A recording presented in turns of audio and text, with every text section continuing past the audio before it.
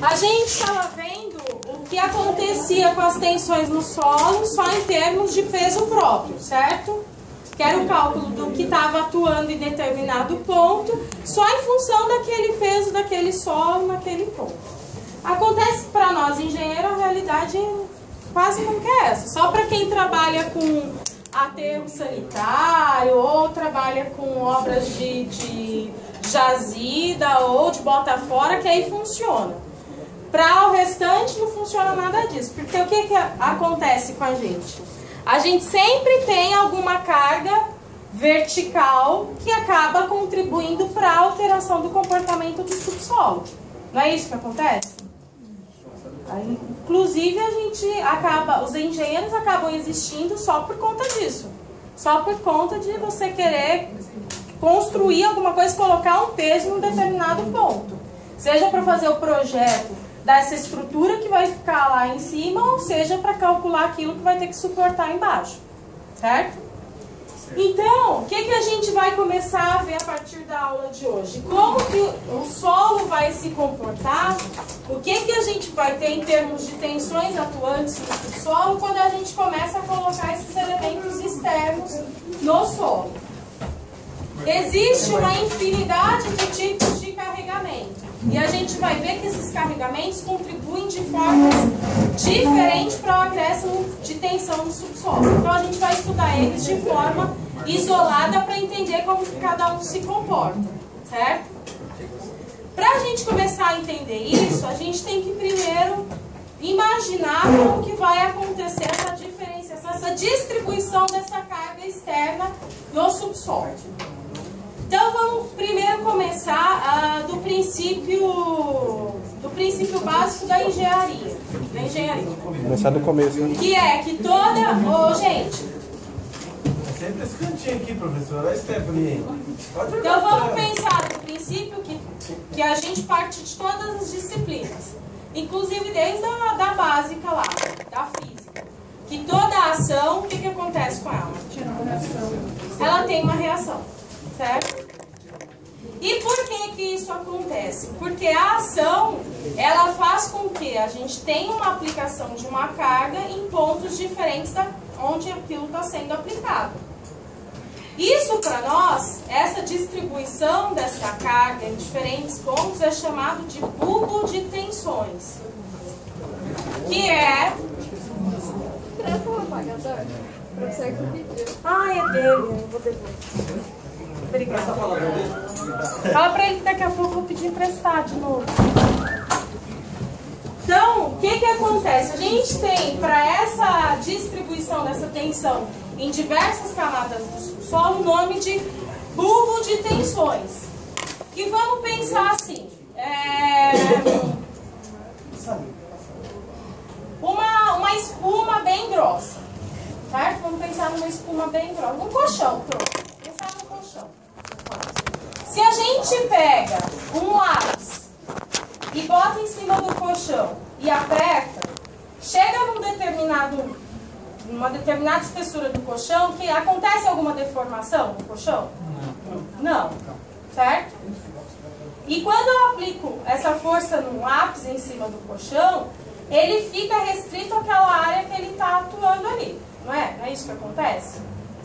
Se eu pego uma tábua de carga, que tem uma área maior do que o lápis, e eu pego essa tábua de carga e exerço uma força nela sobre o colchão, mesmo colchão, ela vai chegar numa profundidade, vai causar uma deformação no colchão numa profundidade maior do que o lápis causou? Menor. Maior dependendo da força. Vai depender da força, maior dependendo da força que eu estou botando em cima dessa tábua. E o jeito que o colchão vai se deformar ali, olhando de cima, a área de deformação dele vai ser igual do que a do lápis? Não, maior. Com o solo acontece do mesmo jeitinho. E tudo isso vai ser sempre em função do tipo de carga que eu estou aplicando e qual que é esse peso, qual que é o valor da carga que está sendo aplicada. Então esse bulbo de tensões, ele pode acontecer numa profundidade de subsolo infinita. Tudo Tudo vai estar em função do peso que eu estou aplicando, da carga e do tipo de carga. Essa carga vai sempre me gerar um bulbo de tensões, que para nós é considerado só até a 0,1 da carga. Esse P aqui é essa carga que está sendo aplicada. E é considerado só até 0,1 da carga por quê? Porque números em profundidades maiores do que essa, eles não apresentam nenhum acréscimo significativo de tensão efetiva.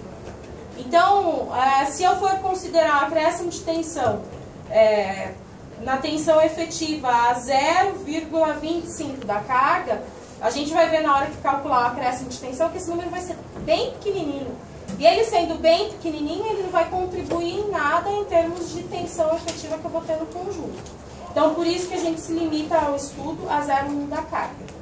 Então, esse bulbo de tensões acaba sendo um valor que a gente sempre vai utilizar. Vocês vão ver quando chegar lá em obras de terra. Não sei mais se o professor está usando essa metodologia, mas quando eu dava a matéria de obras de terra, a gente estudava a questão de empuxos e bulbo de tensões e até cunha de ruptura em função dessa propagação de tensão, estudando esse bulbo de tensões, porque é o que sempre vai acontecer no solo. Seja a gente tratando de carregamentos verticais, seja a gente tratando de carregamentos horizontais, tensão de cisalhamento ou raio que for. A gente sempre vai ter o bulbo de tensões quando a gente estiver pensando em carregamentos externos, tá? Então, para cargas pontuais, que vai ser o primeiro tipo de carregamento que a gente vai estudar, como que funciona? A gente pode estudar o acréscimo de tensão em diversos pontos do subsolo. Ah, mas para que eu quero saber um acréscimo de tensão num ponto que está deslocado a 4 metros da carga que eu estou aplicando?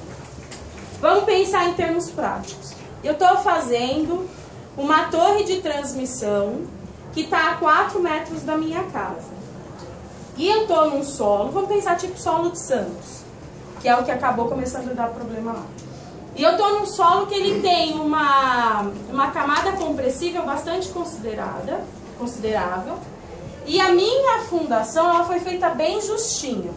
De modo que a tensão que a minha fundação vai distribuir na tensão do solo é muito parecida com a tensão que está sendo aplicada. Então, qualquer coisa que sair fora um pouquinho, eu vou ter uma tensão maior do que aquela suportada pelo solo e eu posso levar aquilo ao colapso. Se eu não avisar isso para o cara que está calculando a torre de transmissão que vai ser instalada a 2 metros da minha casa, o que vai acontecer? Vamos pensar, vou desenhar aqui, para ver se fica mais fácil da gente pensar. Estou com a minha casa aqui, que está com uma camada compressível bem aqui, e a minha fundação está aqui. E meu bulbo de tensões é esse cara aqui, certo? E aqui está 2 metros, 3 metros. 3 metros. Esse aqui é meu bulbo de tensões em função da aplicação da carga da casa, certo? O cara está vindo com a torre aqui, ó, certo? Na hora que ele vai instalar essa torre, o que vai acontecer? Ele vai ter um outro bulbo de tensões, muito maior do que a da minha casa, porque a torre vai ter um peso muito maior que a minha casa, porque a minha casa é pequenininha, simplesmente. O que acontece nesse trecho aqui? Eu vou ter uma sobreposição de bulbo de tensões. Se essa fundação e esse solo não tiver compatível para aguentar essa sobreposição de tensões, o que vai acontecer? Começar a selar.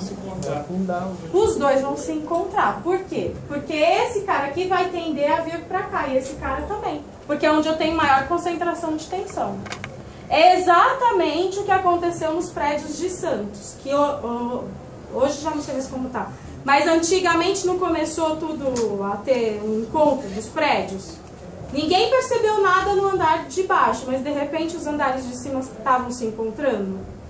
Porque foi assim, o cara lá em Santos ela tem uma estratificação de solo bastante característica. Você tem uma camada compressível bem considerável, depois logo embaixo você tem uma camada resistente de areia. Aí aqui você tem uma areia resistente. E logo aqui embaixo, você volta a ter uma camada de solo bem compressível, uma outra argila. Quando o cara foi estudar o prédio dele, ele dimensionou e ele chegou aqui na areia. Antigamente as sondagens eram bem curtas lá. Ele chegou na areia, fez o cálculo, passava a fundação, beleza. Fiz minha fundação até aqui, tá aqui o meu prédio e tá tudo certo. Aí começou a crescer Santos, aqueles prédios que eram distantes, tipo 1 milhão de metros, passou a ser tudo vizinho. Na hora que esse cara foi construir, foi na mesma época. Daí ele também fez essa fundação desse jeito. E foi acontecendo uma sobreposição de tensões. E daí essa sobreposição de tensões faz esse prédio encontrar com esse, esse encontrar com esse e assim sucessivamente. Daí qual foi o trabalho realizado lá? Igual na Torre de Pisa? É que lá a Torre de Pisa não tem um problema só de sobreposição de tensão. Ele tem um outro efeito que é um negócio um pouquinho mais complicado, que é em função de solos colapsíveis, que é outra história. Certo? Então, o que aconteceu lá? Ele começou a ter essa questão de sobreposição de tensões, aí os caras tiveram que estudar uma maneira de aumentar a resistência dessa fundação para que ela chegasse numa camada que fosse de tensão compatível com aquela que estava sendo aplicada. Aí foi feito macaqueamento da estrutura e aí o reforço da fundação. Então a gente tem que ficar muito esperto com esse negócio de tensão, porque a gente acha assim, mas para que eu quero saber qual que é o acréscimo de tensão que está sendo gerado num ponto que está a 5 metros de onde está sendo aplicada a carga? Por um monte de coisa, principalmente por essa daqui. Então não é uma coisa que nunca vai ser usada, pelo contrário, se usa o tempo inteiro, tá? Para cargas pontuais, como que a gente faz esse cálculo de acréscimo de tensão? A gente vai descobrir qual que é o acréscimo de tensão em função dessa construção. Primeira coisa que a gente precisa saber, o que vocês acham? Legal. O que é? Tipo de solo. Quem? Tipo de solo. Tipo de solo. Então eu preciso conhecer essa estratigrafia aqui, certo? Faço algum ensaio, qualquer coisa do tipo e conheço esse perfil do subsolo. Segunda coisa que eu preciso saber. Teor de umidade. Teor de umidade já está relacionado com a parte de conhecimento do subsolo. A carga que vai ser aplicada? A carga que vai ser aplicada, porque é ela que vai contribuir para essa propagação de tensão, não é? Então eu tenho que conhecer qual que é essa carga que vai ser aplicada.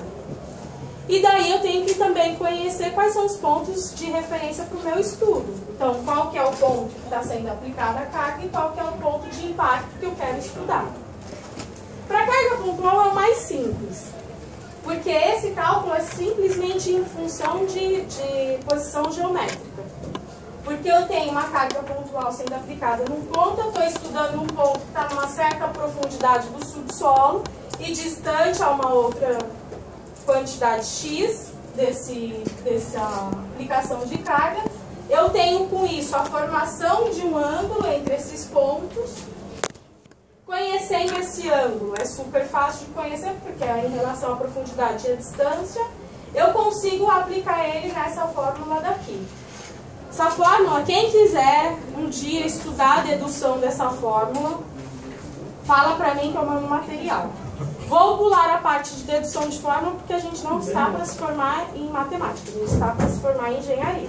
Tá? Exato. Então vamos lá ao que Deixa eu explicar isso aí pro Ricardo. Então, oi? Explica isso pro Ricardo mesmo. Porque ele, mas ele é matemático, né? Ele é engenheiro. Então ele está dentro da função dele. Mas ele tá no curso não tem engenharia. Então, o nosso acréscimo de tensão vai ser um cálculo bem simples, que vai ser a relação de 3 vezes essa carga que está sendo aplicada sobre 2π vezes essa profundidade do ponto que eu estou estudando ao quadrado, vezes o cosseno à quinta desse ângulo que eu descobri em função dessas distâncias. Então, o acréscimo de tensão é aqui. Para eu saber o acréscimo de tensão, para acrescer alguma coisa, ela precisa existir antes de ser acrescida. Então, antes de eu calcular o acréscimo, eu tenho que calcular qual que é a tensão efetiva daquele ponto. Certo? Que aqui entra a parte que a gente estudou até agora. Então, vamos pensar isso em termos práticos. Vamos pensar que eu estou construindo uma torre que tem 1000 kN de peso, essa estrutura toda, uma torre metálica, e eu quero estudar um ponto que está a 3 metros de profundidade e a 2 metros distante dessa torre. Pode ser, por exemplo, esse caso dessa casa aqui. Que a minha casa tá com a fundação locada nesse ponto aqui, eu quero saber se está compatível ou não. Então eu preciso calcular qual que é o acréscimo de tensão em função da construção dessa torre nessa minha edificação já pré-existente para saber se está compatível. Como que eu começo calculando? Tensão efetiva. Aqui está perguntando só o acréscimo, a variação da tensão efetiva no ponto A após a aplicação da carga B. Então, para saber a variação, eu tenho que saber qual que é a tensão vertical inicial, efetiva, certo? Eu tenho um perfil de subsolo que tem um peso específico natural de 16 kN por metro cúbico e peso específico saturado de 20 kN por metro cúbico e um nível d'água que está a 2 metros de profundidade. Então, para eu calcular a tensão vertical efetiva, como que eu calculo? 16 vezes 2 mais 20 menos 10 vezes...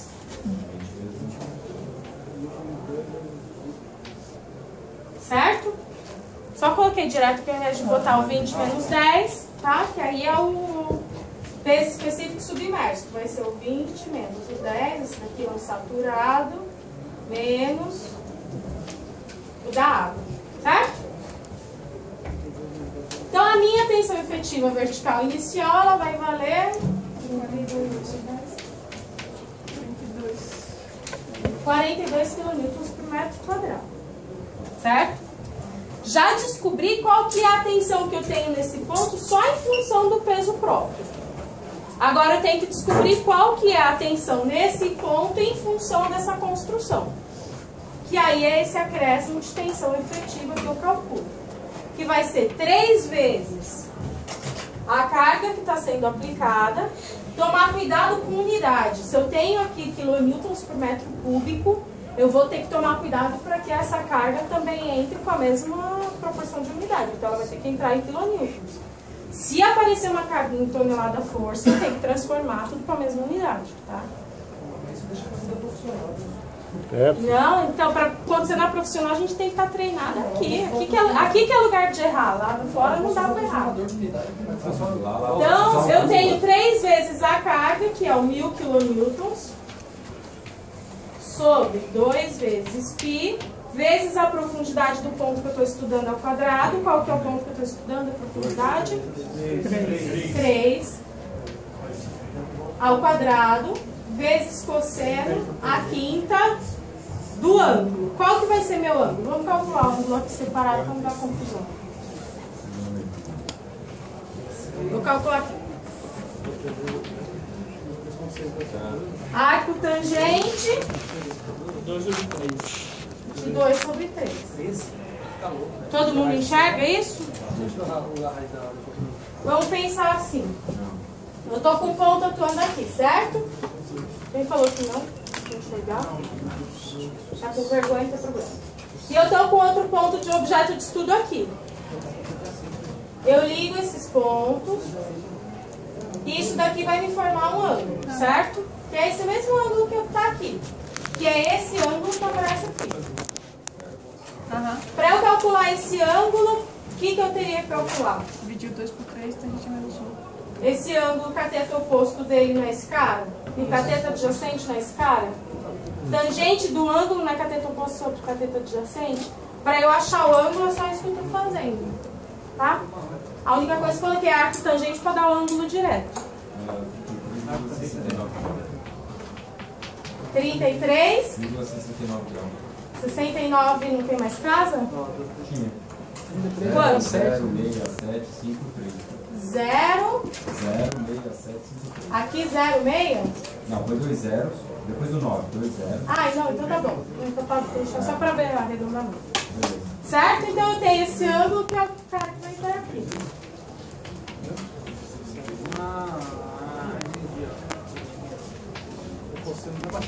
Qual que é a... Qual que é o acréscimo de tensão aqui? Tem que só tomar cuidado, que o pessoal sempre erra. Essa conta aqui é o cosseno desse número à quinta, não é esse número à quinta cosseno, tá? Cosseno desse valor. A gente calculou o cosseno. Deu 42.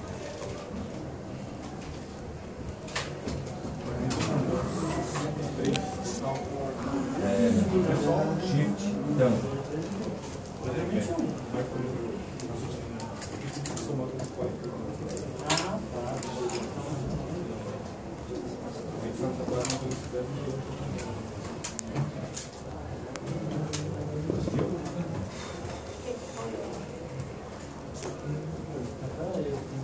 Tá entendendo isso? Tá conseguindo? Quase.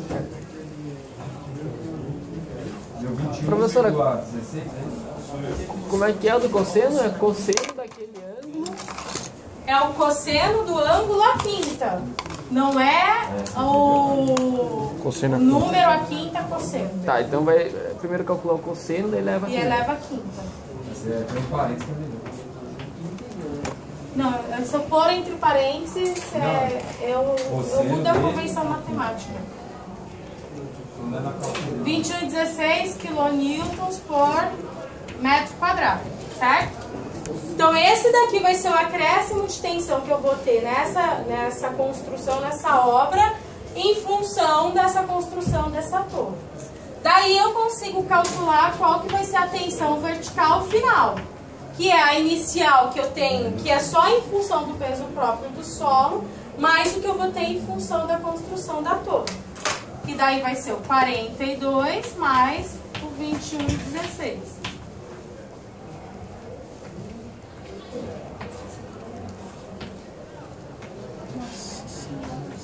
Deu certo só conta.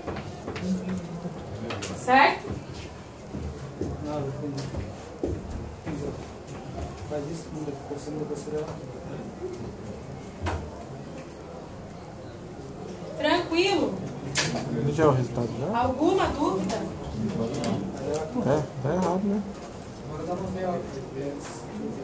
É? Eu também. Tá errado isso aí, professor. Tá nada Tá errado. errado, professor. Por quê?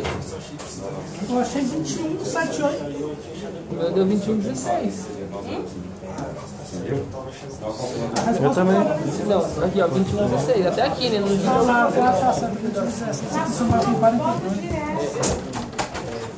Por que somar com 42? Oi. Isso não acontece. 42 da onde? Qual deles? Qual deles? 42 é da onde? O do cosseno? Atenção, que não achou lá, né? Você tem que colocar Eu fiz assim, ó. Eu coloquei 3 vezes 1.000, 3.000. Tá, não, tudo bem. Ó, deixa eu te mostrar que é mais fácil. 3 vezes 1.000, 3.000. Soma. 2 vezes π vezes 9. Ah, tá, você fez assim. Deu assim. Aí fiz a divisão, deu isso. Aí depois eu multipliquei, calculei o cosseno desse ângulo aqui. Colocado aqui. Aí depois deu o valor, eu levei a quinta. Eu joguei as respostas aqui embaixo e multipliquei. Ah, entendi. É mais fácil, mas não confundo. Ah, entendi. Entendeu? Quer dar uma olhada como é que é? Não, agora eu entendi como Deu? você fez. Deu? Obrigada. Eu fiz em partes. É, melhor. A chance de errar é menor, né? É, aí depois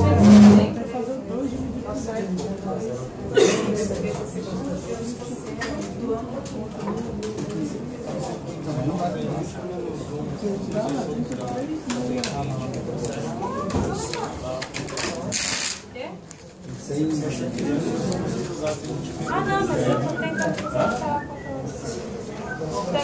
tangente menos 1. Esse 42 vem da onde, Luiz? Tangente menos 1 não é tangente. do lá de cima, Tangente menos 1. da segunda linha lá. Ah, que ali é um resultado, né? Isso. Eu tava tentando achar o cosseno, a gente tava achando o cosseno, eu tava achando o número de cosseno sempre dá bom.